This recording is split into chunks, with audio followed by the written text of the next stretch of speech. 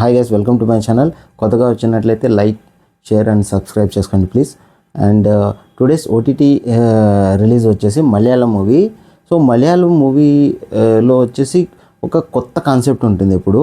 So mainly వాళ్ళు focus వచ్చేసి mysterious and mystery and investigation జానర్లో మూవీస్ అయితే వస్తాయి బేసిక్లీ వాళ్ళ మూవీస్ ఎక్కువ.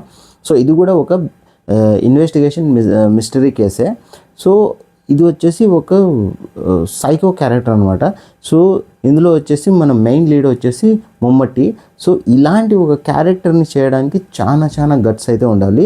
ఒక ఒక ఒక యంగ్ అండ్ రీసెంట్గా వచ్చిన యాక్టర్ అయితే చేసేయచ్చు. బట్ ఒక స్టార్డమ్ ఉన్న హీరో అండ్ గుడ్ విల్ ఉన్న ఒక హీరో, సూపర్ స్టార్ రేంజ్లో ఫేమ్ ఉన్న ఒక హీరో ఇలాంటి క్యారెక్టర్ చేయడానికి చాలా గట్స్ అయితే ఉండాలి.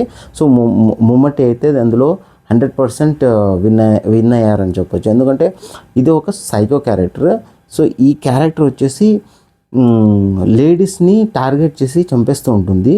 సో అది ఎందుకు చంపేస్తుంది, అది దాని వెనకాల రీజన్ ఏంటి అని చూడడానికి మూవీ అయితే చూడాలి. సో మూవీ అయితే ఓటీటీకి రిలీజ్ అయిపోయింది. ఓటీటీ సోనీ లీవ్లో అయితే మనకి అవైలబుల్ ఉందన్నమాట. సో మెయిన్గా వచ్చేసి స్టోరీ లైన్ వచ్చేసి ఒక క్యారెక్టర్ అయితే ఉంటాడు సైకో. బట్ ఆ సైకో క్యారెక్టర్ వచ్చేసి లేడీస్ని, అంటే ఒక పెళ్ళైన లేడీస్ని అండ్ విడో లేడీస్ని టార్గెట్ చేసి వాళ్ళని ట్రాప్లోకి దించి వాళ్ళని ఎలా అయితే చంపేసి తన యొక్క శాడిజాన్ని చూపిస్తాడు అనేది ఈ క్యారెక్టర్ మెయిన్ లీడ్ అనమాట. సో ఇతన్ని ఇన్వెస్టిగేషన్ చేయడానికి మమ్మట్టి గారు అయితే ఆల్మోస్ట్ విలన్ క్యారెక్టర్ ప్లే చేశారు.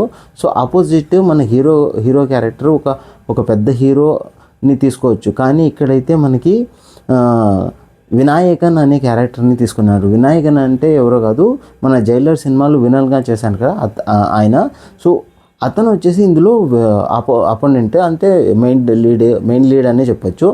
అతని యాక్టింగ్ కూడా సూపర్గా ఉంది.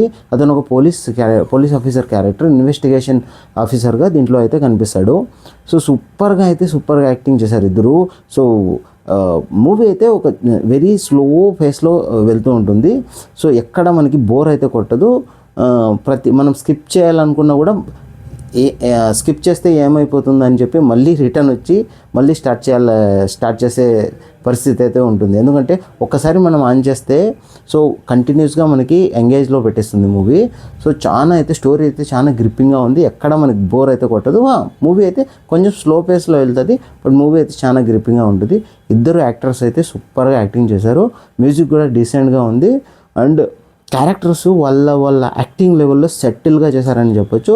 ఎక్కడ హైప్ లేదు, ఎక్కడైతే ఒక స్టార్డమ్ అని చూపించాడు, ఎలివేషన్స్ ఏముండవు. సింపుల్ స్టోరీ వెళ్తూ ఉంటుంది క్యారెక్టర్స్ అయితే. సో ఇలాంటి మూవీ ఎప్పుడు వచ్చినా కూడా 100% హిట్ అవుతాయి.